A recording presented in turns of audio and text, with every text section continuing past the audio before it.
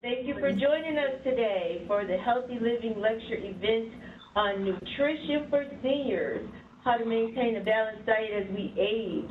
This is hosted for you today by Henry Ford's Senior Healthy Living Program. Are you glad to be here? Yes. Say yes. Raise your hand. There we go. Somebody's clapping. Yes, I'm so glad to see you today. So my name is Nancy Goodwin, and I will be your moderator for today's lecture. I work with Henry Ford Health Department of Community Health Equity and Wellness. I'm in a new role as the manager, specifically working with community wellness programs. So I am perfectly happy to be here hosting you this morning. Today you're going to hear from Allegra Picano. Allegra is a registered dietitian nutritionist with Henry Ford's Center for Health Promotion and Disease Prevention. Allegra counsels patients on how to use food and nutrition to promote good health and manage disease. So if you need an appointment with Allegra, you can certainly give her a call at the Center for Health Promotion, and someone will be able to help you with that.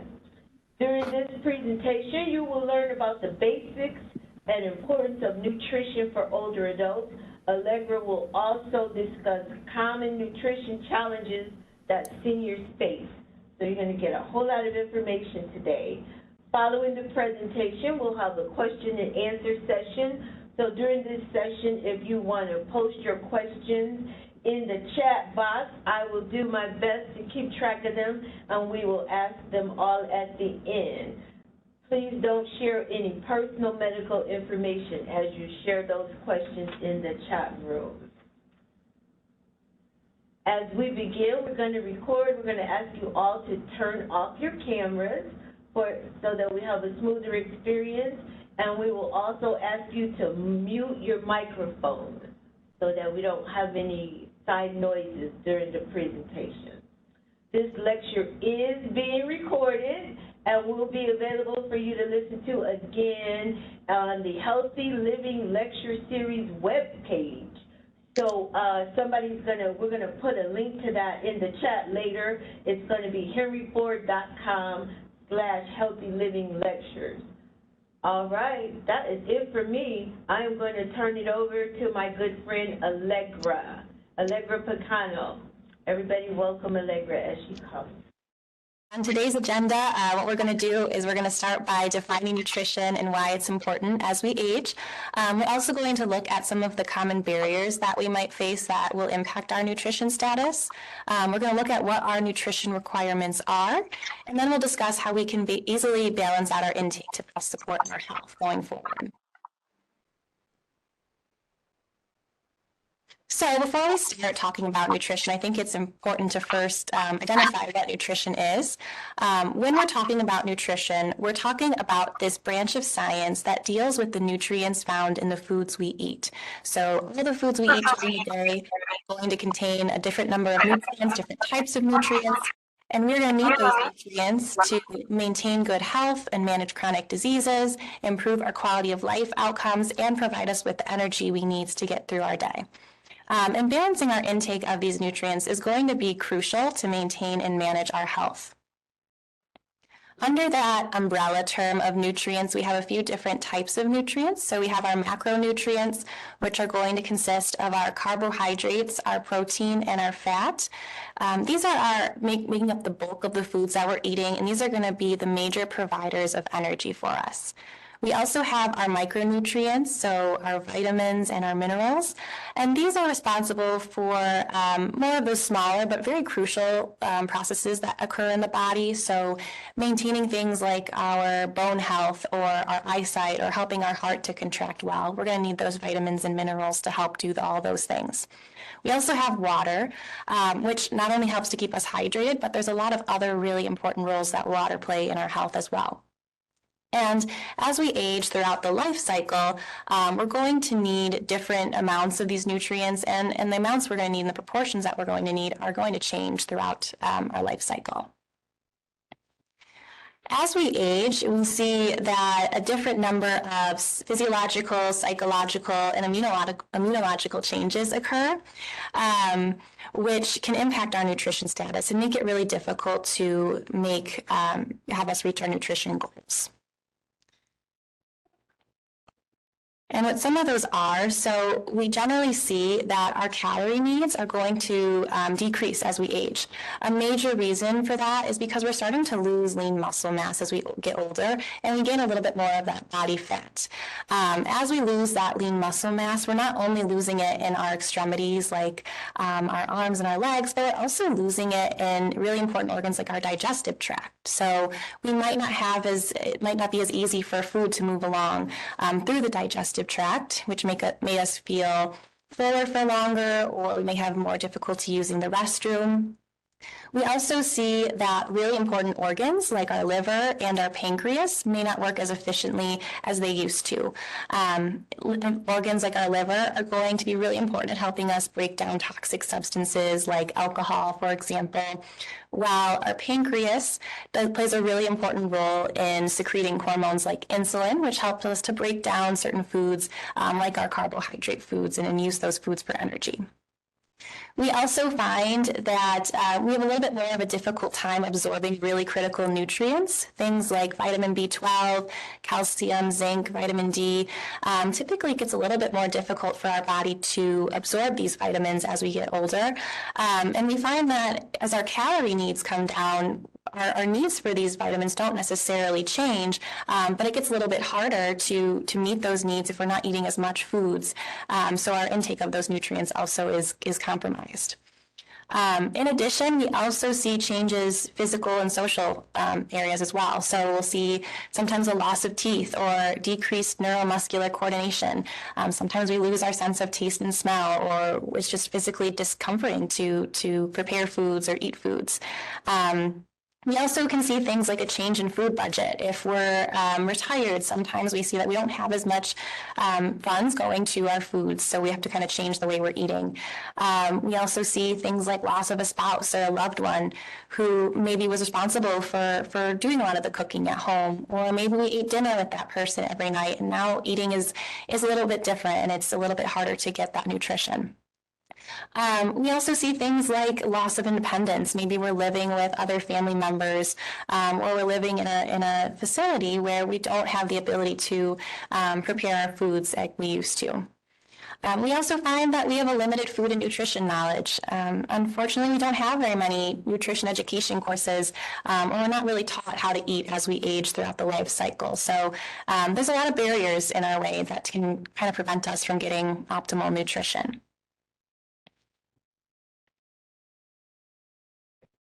And as you can imagine, what this creates is almost this vicious cycle where we see that these age-related changes and chronic diseases can result in decreased nutrient intake and an increased need for nutrient needs.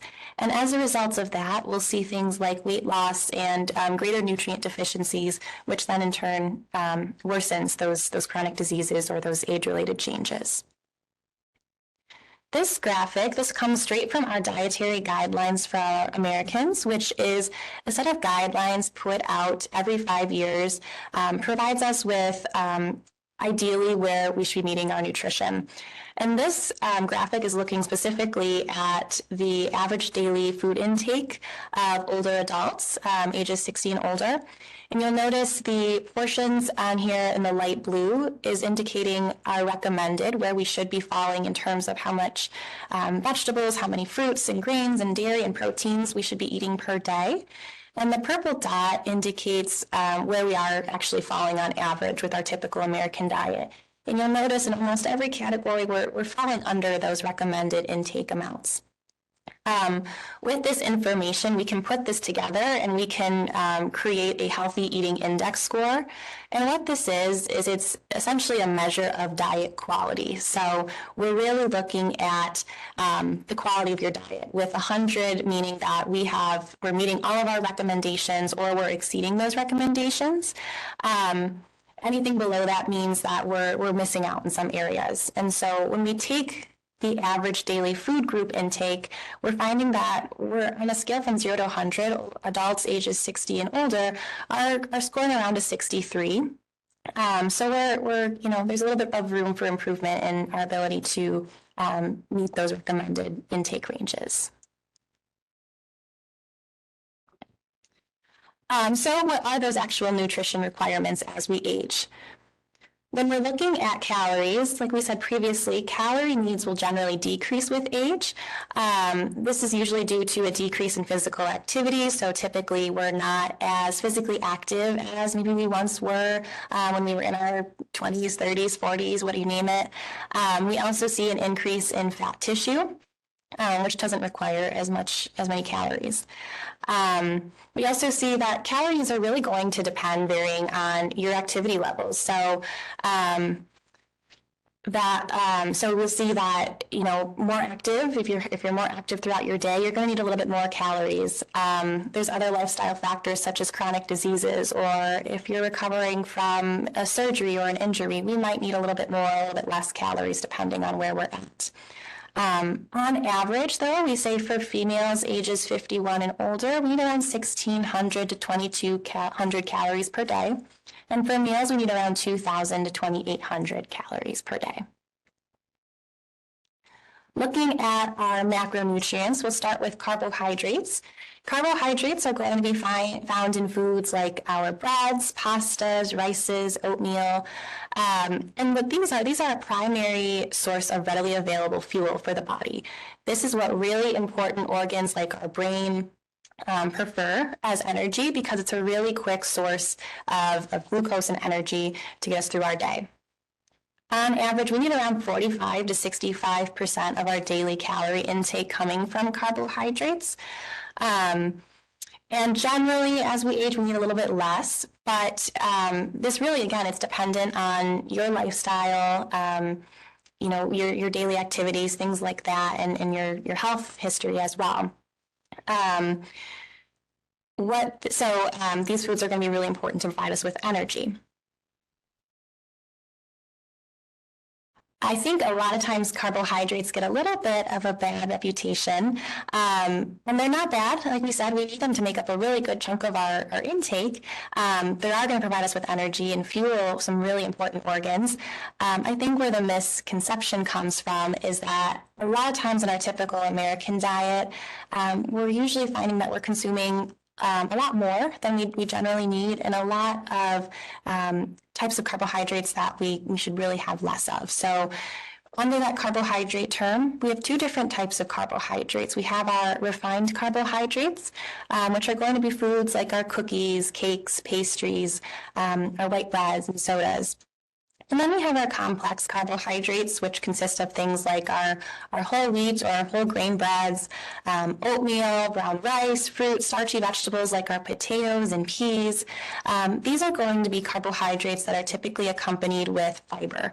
And this fiber is going to be really important for our health. And ideally, we want to aim to choose more of those complex carbohydrates over the refined carbohydrates as much as we can. And this slide gives a good idea of why that is. What we're looking at here is we're comparing the anatomy, essentially, of a whole grain versus a refined grain. So on the left hand of your screen, you'll see a complex carbohydrate or a whole grain. And you'll notice the bulk of a whole grain is made up of an endosperm, which is a high carbohydrate layer, gives it a lot of energy. There's some proteins in there as well. We also have a nutrient-rich core in that endosperm called the germ. And the germ is going to be very rich in things like antioxidants, our B vitamins, and our healthy fats. And then surrounding that whole layer is the bran layer, which is a fiber-rich outer layer that protects the seed and contains several B vitamins and trace minerals, lots of good fiber. So there's a lot of good benefits with that whole grain. Comparatively, if we looked on the left or the right-hand side of our screen, we're looking at a refined carbohydrate. And you'll notice that there's still some nutrition in the refined carbohydrate. We still have some carbohydrates and some great proteins, but we're taking away all of those really great nutrients that are found in the bran and the germ layers. So we're missing out on a lot of really great benefits. And this could be a simple switch as moving bread from a white bread over to a 100% whole wheat or whole grain bread. Looking at protein, so our protein is going to be a basic component of every single cell in your body. We are going to need that protein to help build and repair tissue. We need it to maintain our metabolism and keep our blood sugar stable, also and to regulate our hormones. Generally, as we age, our protein intake is going to want to increase.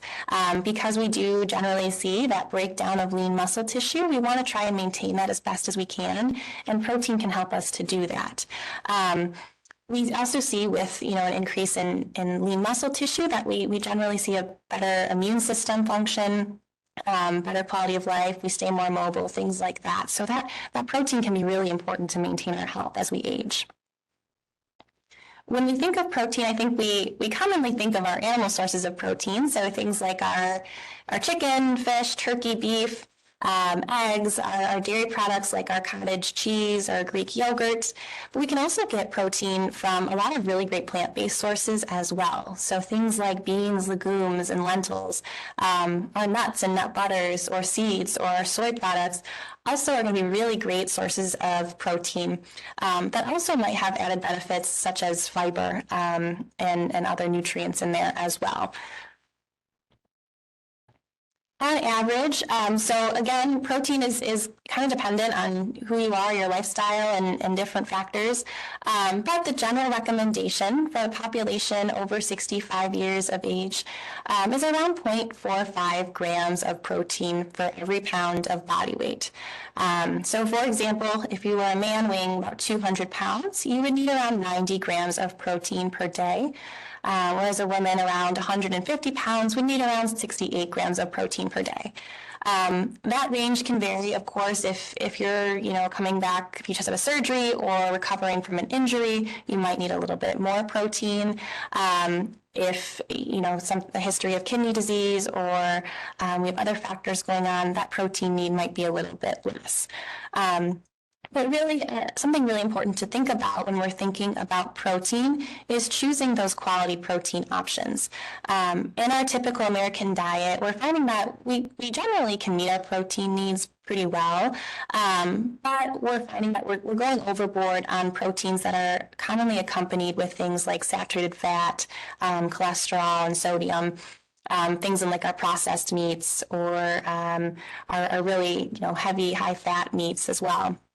Where if we can vary those protein options, if we can include more plant-based protein options or omega-3 fatty acid-rich fish sources, we can really get a lot of those other beneficial nutrients to help us meet our protein goals and also support our health long-term. Our fats are going to be another important macronutrient because what fats do is they provide us with a source of fatty acids, which our body cannot make by itself. We're going to need those fatty acids to help carry and absorb fat-soluble vitamins, so vitamins A, D, E, and K. We're also going to need those fats to help support our brain function, maintain our body temperature, and to help produce really important hormones.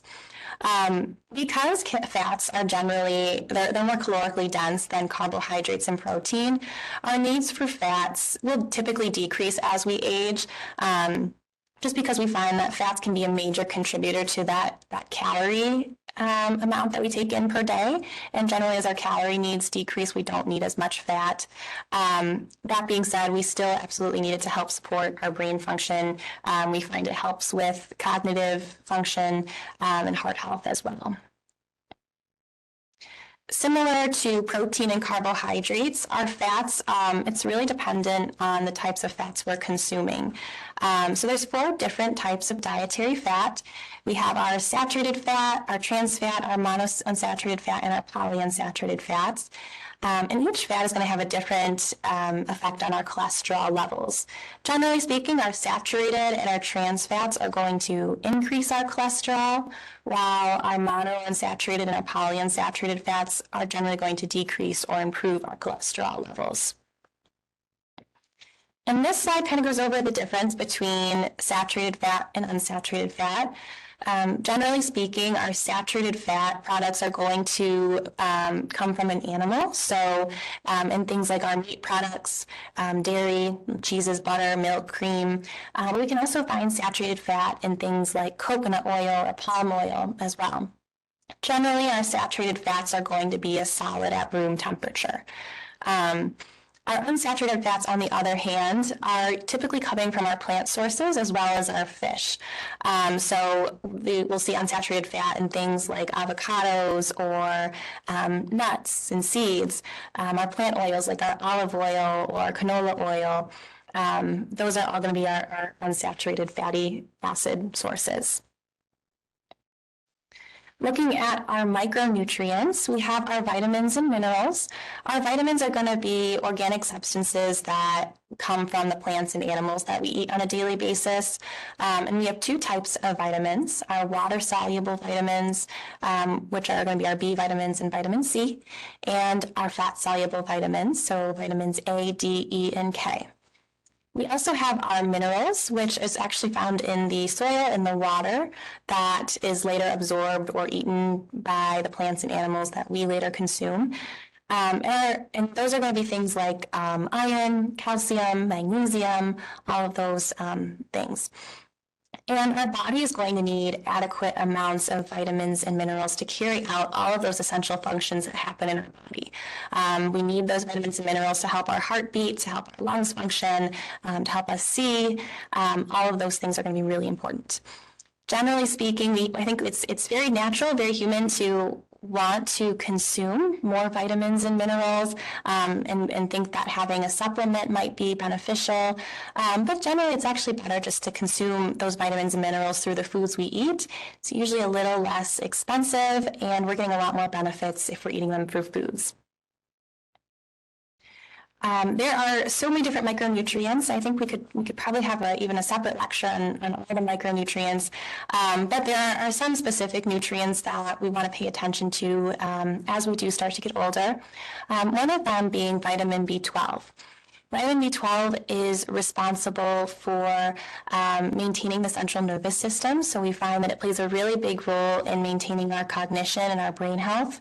It's going to help to formulate red blood cells and make DNA as well, and it's going to help us to produce energy and maintain our metabolism. As we age, we don't necessarily need more vitamin B12. Our requirements for it don't change at all. But we find that our ability to absorb vitamin B12 starts to decrease in some older adults, just through age-related changes. And then also certain medications can also decrease your absorption of vitamin B12 as well. Vitamin B12 is found in almost every animal food. So things like fish, poultry, eggs, dairy, and meat are really great sources of vitamin B12. We typically can't find vitamin B12 on a fully plant-based diet. So in this case, it would be a good option to supplement. We also will be looking at things like calcium. So calcium is pretty well known for its role in maintaining bone health, but it also plays a really important role in maintaining muscle function and secreting hormones as well. And we find that a poor calcium intake can lead to higher risk of fractures as we age. Typically, we do see an increased need for this. For women, this increased need happens a little bit sooner, usually directly after menopause. So we put a high emphasis on getting those calcium-rich foods after that point. We usually get them through dairy products, but we can also get them through things like green leafy vegetables or almonds or foods that have been fortified or have that calcium added to them. We also want to look at vitamin D. So vitamin D works with calcium. We actually can't absorb any vitamin D if we don't have enough calcium in our body. And what vitamin D does is it helps to promote those strong bones as well. It also helps to move our muscles. And it's really important in maintaining a healthy immune system. We find that as we start to age, our absorption of vitamin D becomes less efficient. It's a little bit more difficult for us to get vitamin D. There's not very many food sources of vitamin D. It's found in things like cod liver oil and fatty fish like salmon. It can also be found in fortified foods like orange juice or milk, but it's typically very difficult to get that amount of vitamin D you need just through foods alone. We can get a little bit through sunlight, although we find, especially as we age, this can be a little bit of an issue because generally in the summers, we don't really want to be in direct sunlight. We're typically sitting in the shade or staying inside. And in the winters, we're covered up. We're not spending much time outside. And even here in Michigan, we find that our bodies really can't convert, just because of the latitude that we're situated at, we can't convert that sunlight into vitamin D. So in this case, vitamin D might be a good supplement to start, but it's always best to talk to your doctor to see if that would be appropriate for you. And then we have our water. So water is found in every single tissue in your body. It's not only important to help us maintain hydration and keep us hydrated, but we're also going to need it to maintain fluid balance in and out of our cells, transport nutrients to all the different tissues, remove waste from the body, help our muscles to contract, and many more. Generally speaking, the recommendation is around 57.5 ounces per day, around 60 ounces for older adults. But really, this can differ. And the best indicator of hydration is actually looking at the color of your urine. Your urine color ideally should be the color of a light lemonade, and that can be a kind of a good indicator of where you are. We find as we age, our thirst mechanism, so our ability to, feel thirsty, starts to decrease. So we are more prone to dehydration. So really keeping an eye out on that urine color can be very helpful to make sure that we are staying hydrated. So now that we've learned all about the different types of nutrients and how much we need in our day-to-day, let's put that all together and see how we can best balance our intake. A good thing to remember is that it's all about balance. Remembering that there are foods that foods have no morals. There's no good or bad foods. There's no foods that we should never ever have necessarily. It's all about kind of looking at things in moderation and focusing on what we can add to our meals. We find if we have more of a mindset of adding foods rather than restricting, that we're more likely to stick with that and sustainably have healthy habits long term. So focusing on adding more of those fiber-rich fruits and vegetables and protein to your meals to make them a little bit more satisfying and give you more nutrients can help us to do that. We also say, the importance of mindful eating. So turning off the TV, the phone, the tablet, or the computer while you're eating and focusing on your food can help to reduce stress and help you feel more satisfied. But we also find that we find people gravitate a little bit more towards things like fruits and vegetables when we do this. So really just kind of sitting and taking the time to enjoy your meal can make a huge difference. We can also use MyPlate. MyPlate is the food guidelines set out for the general public by the USDA, and this shows us ideally how we can balance out our portions of fruits, vegetables, proteins, and grains on our plate. So really what it's doing is it's making all those foods, all the macronutrients, the micronutrients, and putting it into a way that takes the stress out of having to count and track and weigh our foods and just putting them on a plate in a way that makes us easily able to get all those nutrients we need to get through our day.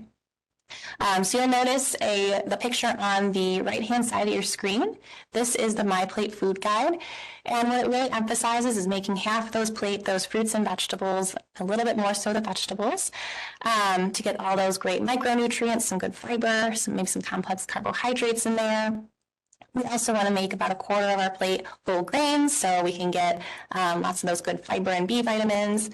And then we have another quarter of our plate, which are protein, making sure that we are maintaining our protein needs as well. And then getting a little bit of dairy to make sure we're meeting our calcium and vitamin D needs. So now we can practice. We'll go through a typical day of eating to see how we can best balance that out using those My Plate guidelines. So let's say for breakfast, we typically do 2 eggs. 2 eggs, that's great. We've got some good protein in there, some healthy fats in the yolk, some good nutrients in there as well. But to make it a little bit more satisfying, what we could do is we could maybe add a slice of whole wheat or whole grain bread to give us a little more fiber, make it a little bit more satisfying. We'll add some healthy fats to give us some of those good healthy fats to help lower our cholesterol and also to keep it very satisfying. So we'll add some avocado. On the side, we'll have a little bowl of blueberries to give us a little bit more antioxidants and fiber and give us some more color on our plate. And then we will have a glass of low-fat milk with that to get our calcium and vitamin D. So that's a wonderful breakfast there. It looks delicious. At lunch, we're going to have a salad, and we'll start with just a basic, lettuce, romaine lettuce as our base. But why don't we add some plant-based protein to give us some good fiber in there as well. We'll add some beans. We'll also add a little bit more nutrients and color by adding a bell pepper. We'll get some good water from that as well. We'll add a little bit more texture and get some healthy fats and some additional protein by adding some pepitas or pumpkin seeds in there. And then to give it a little bit more calcium and vitamin D, maybe we'll sprinkle a little bit of cheese. And then to give us some more healthy fats and to make it a little more satisfying, we're going to add some olive oil on there as our dressing. For dinner, we have some grilled chicken and rice, which looks great. We've got a good protein option and then some good complex carbohydrates. But what could we do to add? What could we add to it to make it a little bit more satisfying? Well, we can make half our plate some good non-starchy vegetables, some broccoli and cauliflower. Maybe we add a side of strawberries to add a little bit more fiber and nutrients and give us a little bit of sweetness as well. And then maybe we eat those strawberries with a little bit of, Greek yogurt or some low-sugar vanilla yogurt to give us a little bit more protein and calcium and vitamin D as well. So in summary, balancing your intake with a variety of fruits, vegetables, lean proteins, whole grains can all support the healthy lifestyle as we age. It can be difficult. There's a lot of barriers that I put in place that can make it difficult to maintain that good nutrition. But by focusing on adding more of those nutrient-dense foods to your intake, we can, aim to meet those needs. And make eating fun. You have to eat every day, so it's always, it's best to enjoy it and provide your body with the foods that it needs to help nourish it and help it feel good so we can live a long, healthy life. I always like to point out too, if you're looking for a place with some healthy recipes, some nutrition advice, some fitness tips, and just expert advice on the latest health trends, I would definitely send you to our Henry IV Live Well blog. This is a really great resource if you have any questions on just general wellness or you need some new recipes to look at. There's a lot of really great things out there. You can access it through scanning the QR code on your screen or visiting the website at henryford.com/blog. And now I'll send it back to Nancy. We can open it up for questions. So, Allegra, the first question I have for you today is, does organic make a difference in food choices? That is a really good question. Nutrition-wise, no, it does not make any difference. We don't find that having organic will give you more nutrients or give you any more nutritious benefit than having a non-organic food option. Taste-wise, some people just prefer to eat organic, and it can be tasty for sure. But nutrition-wise, we're really not getting any added benefit from purchasing organic fruit produce. All right. Thank you. Next question. Can you speak more about vitamin and mineral supplements? I think you did mention something about a vitamin D supplement. Can you speak more about vitamin and mineral supplements? Yeah, so with vitamin and mineral supplements, they can be very helpful. I think the thing to remember about the supplements is they're called a supplement for a reason, right? So they're not meant to replace our intake of a certain vitamin or mineral. They're really supposed to almost fill in areas where we may be deficient or where we might need some extra of a certain nutrient. So for example, with vitamin D, our ability to absorb vitamin D may decrease as we age. So with that being said, if we get our labs tested, our blood tested, and we see that that vitamin D is low, that could be a good indicator that we need a vitamin D supplement there. Other supplements, things like a vitamin A or a vitamin C supplement, generally speaking, if you're eating a good variety within your diet, you're probably eating enough to where you don't necessarily need that extra, supplement in your routine. So it's an individual, what best fits your needs. What does your diet look like? Do you have any dietary restrictions or restraints that would prevent you from getting enough of a certain nutrient? And if you do, then that supplement can be very beneficial. But in your day-to-day, if you're eating, a general healthy, balanced diet, you likely don't really need to add too many supplements to your routine. All right, thank you. Great answer. All right, do we have a list of carbs with the amount of carbs contained in various foods?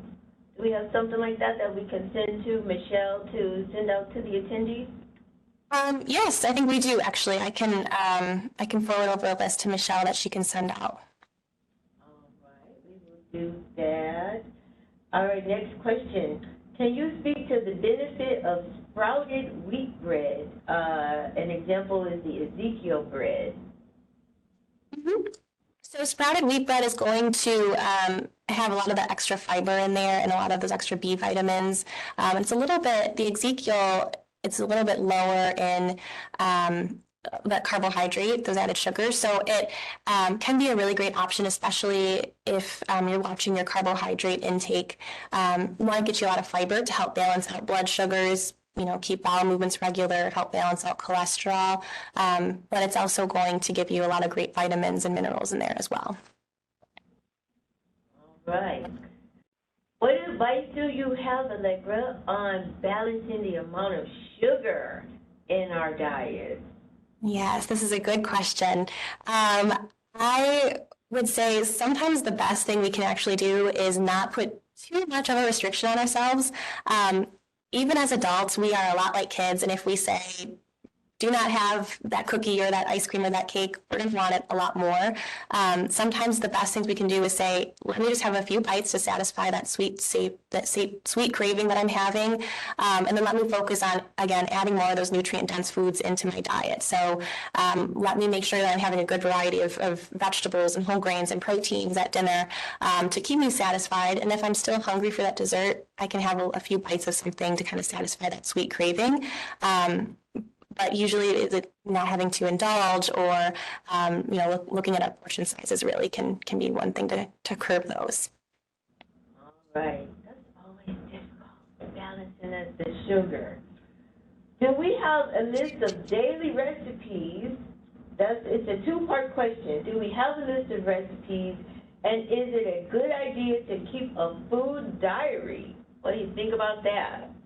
Yes, I would say if you're looking for recipes, definitely check out the Henry Ford Live Well blog. Lots of really great recipes there. In terms of keeping a food diary, so I think this is really person dependent. I don't think it's a bad idea by any means, because it can kind of help with that mindful eating. You're kind of paying attention to the foods you're eating, how much you're eating, so it can help to get you mindful of those food choices, which can be beneficial. It's something that I would say it can go overboard if we find that we're obsessing over it or it's becoming part of our daily routine. It's something that we don't necessarily, maybe have to pull back on it a little bit. But it can be a very helpful tool just to kind of track and see, where are we at? How much am I eating? What kind of foods am I eating to help us make more of those nutrient-dense food choices? All right, so if you keep track of what you're eating, write it down. Do you have any advice on reading food labels? Yes. So food labels can be very helpful at helping us to better understand our foods. I would say one really important thing when we're looking at food labels is we always first want to look at the serving size. That is important because whatever that serving size is, everything that's underneath it that it's telling you about that food is going to be reflected based on that serving size. So, for example, if you're looking at a box of cereal, we'll say, and that serving size is about a half cup or a third of a cup. If it says there's 230 calories within this serving, there's 37 grams of carbohydrate, those are all going to be what's contained in 2/3 of a cup of that, or a third or a half cup, or whatever that serving size would be. That's a really important thing to look at, because a lot of times those serving sizes are a lot even smaller than we typically consume. For example, if I have cereal, I probably have more than a half a cup or a third of a cup. So sometimes that can later double or triple those numbers that are found on the food label. All right. Someone asked about, does the website does the blog have sample menus? I think somebody answered that, but it was a two-part question that said I have a hard time getting variety. So do you have any expert advice on helping someone get some variety in their breakfast? Yeah, I would say ways to add variety. Freezing foods, for one, can be very helpful.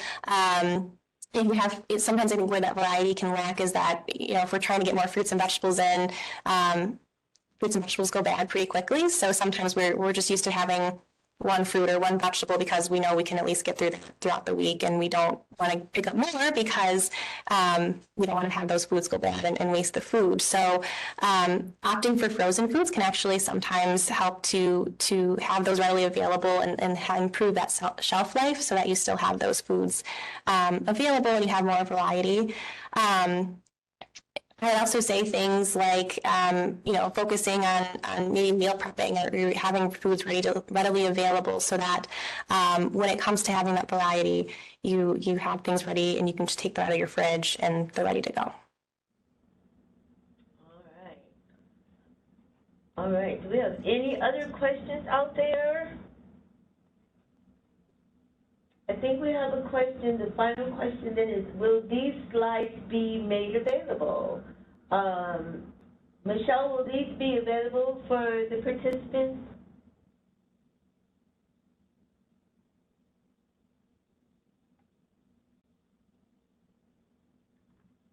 We'll work on that. I'm not sure if Michelle's on the call still. We'll find that out for you, and we'll send you an answer for that. Can you comment on prepared meals such as home fresh? Or there's a lot of prepared meal services, so can you comment on some of those, home fresh or Daily Blue or any of those kind of home delivery kind of things? Yeah, I actually think those are really great, because for one, if you're someone who's not very comfortable in the kitchen, or just maybe doesn't enjoy cooking, those are really convenient, because it kind of teaches you a little bit how to cook, get you comfortable in the kitchen. It also measures out the portions that you need for a serving, so it kind of takes the stress off of having to make a huge meal and have leftovers that you have to get through. That's another thing, I guess, that to answer the other question, it could help with variety. So it's just enough to serve you for one meal. We also know that it can help to reduce food waste, for one. I think the only thing with it is it can be a little bit more costly. So for some, it might not be, something for everyone, but it can be something that can be very helpful if it, taking the stress off of what should I prepare, how do I prepare it, all those things. Any other questions out there? Any other burning questions that you'd like to ask Allegra? What about plant-based foods? Are they healthier? Is this in reference to things like Beyond Meat, or the meat alternatives, I'm guessing? With those, so they are going to have, they're made from plant-based things, so they're going to be a little bit less of things like saturated fat, but we do see that a lot of times we can replace those things with things like sodium, or we're missing out on some of the other nutrients that we can also get from things like just like a lean beef or things like that. So they can be helpful if you're looking at reducing that saturated fat intake. Maybe we're watching cholesterol levels and we want to reduce cholesterol. It can be a helpful thing. but you might not also get the same nutrients that you would get in like a regular piece of lean meat that you could also get that same flavor from. All right. Any other questions?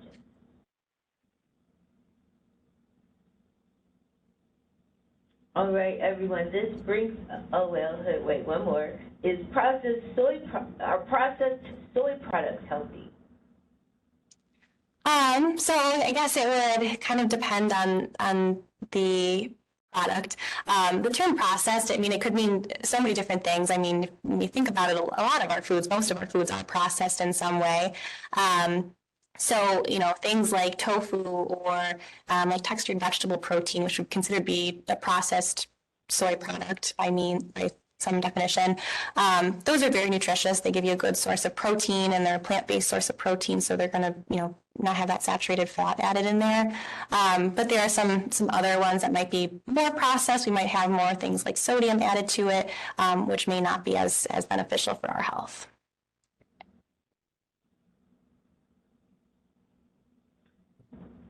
Do doctors still recommend limiting seeds for people with diverticulitis? So this is something, very recent research actually shows that there is no benefit to limiting seeds with diverticulitis. It's something, I think it's really kind of dependent on the person, honestly. I've had patients who they eat seeds with diverticulitis and they're just fine, and then I've had people who it seems to still bother them. So it's likely more person dependent than anything. But there's this general blanket statement of having to avoid seeds might not be necessary. All right, that's a great answer. I'm going to leave this next question for Michelle. It says if we have questions afterward, do we have to pay to ask them? I don't know if Michelle, she's actually your host today, if she has a method or anything for you to submit questions afterwards, so I will wait for her to respond in the chat with an answer to that. We're going to go ahead and bring this to an end. I think we've enjoyed answering your questions today. Allegra, we certainly appreciate your time. In the next couple of weeks, you will be able to view this presentation at our henryford.com/healthylivinglectures website. So it'll be made available in probably a couple of weeks. So you'll be able to rehear Allegra's presentation. You'll be able to re-see the slides.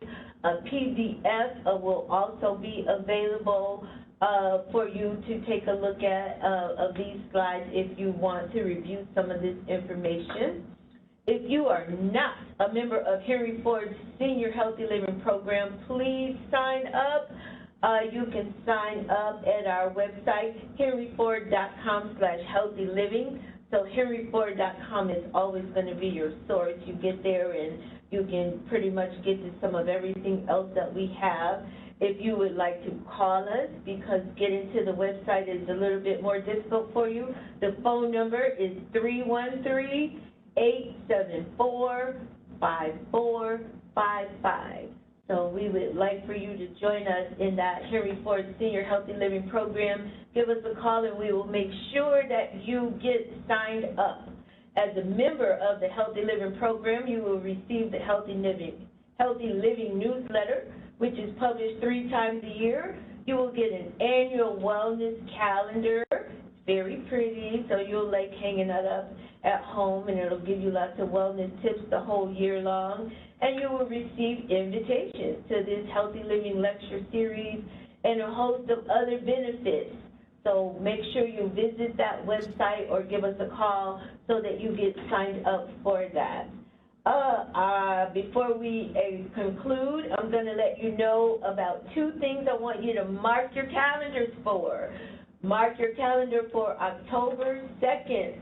At 2 p.m., we're going to have a discussion on this very same site here on vein health and peripheral artery disease, also known as PAD. And I want to give a special shout out to my colleagues for helping me pronounce that word correctly this morning. All right.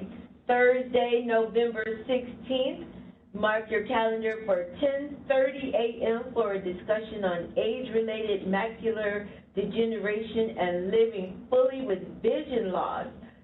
Sometimes as we age, it becomes more difficult to see, so we're going to have a topic and talk about it. So watch for these invitations to these events. Go ahead and mark your calendars so that you're ready when you receive them. You can visit our website and get information about all of our other lecture series, henryford.com/healthy living lectures for more information. On behalf of Allegra Picano and the Senior Healthy Living Program, I want to thank you for joining us. We've appreciated being your host. I've appreciated being your moderator, and I want to give a special thanks to Allegra for being your presenter today. Thank you so much for joining us. We hope to see you again in October.